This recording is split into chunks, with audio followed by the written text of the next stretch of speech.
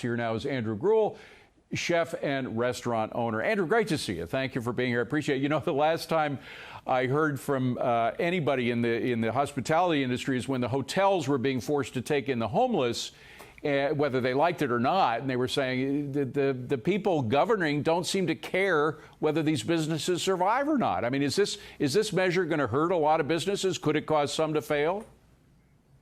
Yeah, I think that right now we can obviously speculate on the effects that it's going to have on restaurants, but I think we should also take a step back and kind of define what this bill is about, because the headline doesn't always match what's inside the bill. We've seen that. That's the trend, right? I mean, Inflation Reduction Act, you actually start to look inside that bill and you're spending billions of dollars on Pakistani badminton research and development, or trying to save the blue-footed booby.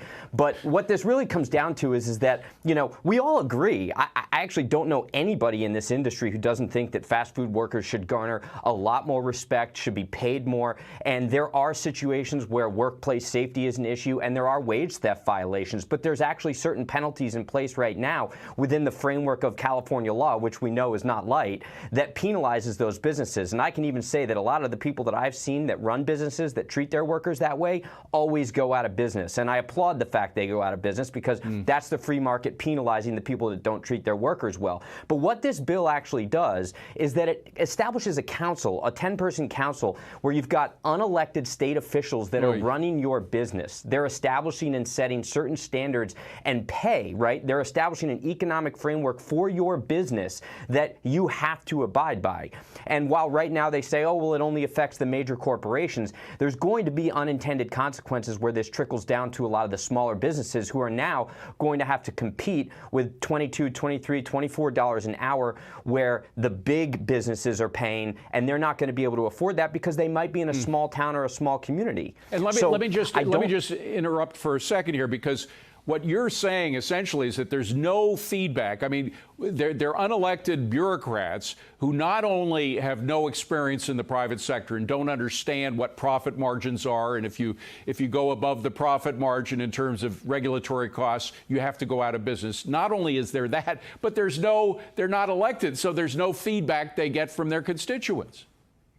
Well, just imagine putting all of your money, 100% everything at risk, your whole family out on the line, and then suddenly you've got these people that weren't elected that step in and they tell you how you have to run your business, literally from the inside. Now, look, keep in mind, we pay $5 to $10 above minimum wage. We raised over $600,000 for out-of-work and struggling restaurant workers, not restaurants, restaurant workers throughout the pandemic. I am the biggest voice of reason for workers' rights, workers' wages, etc. But I do think that this is not the right way to get there. I think businesses who pay their workers $20, $25, $30 an hour, or at least, you know, kind of that MIT living wage standard, should be rewarded by getting the payroll taxes cut, which also, those payroll taxes hurt the workers themselves. Cut the payroll taxes so it's a net zero to the bottom line. And by the workers way, get more money.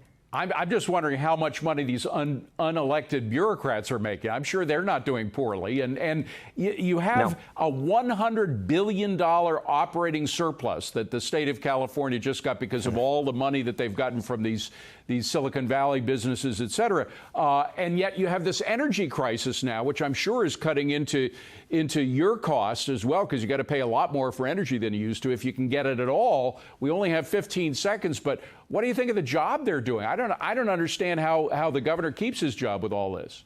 In 2018, they said $150 billion to help them fix the grid. They had a $100 billion surplus, and they did nothing with it. Yeah, it was a $50 billion delta, but they could have made some way with that. That's just me. I'm not an energy expert. No, but it's just, again, you should be judged on the basis of the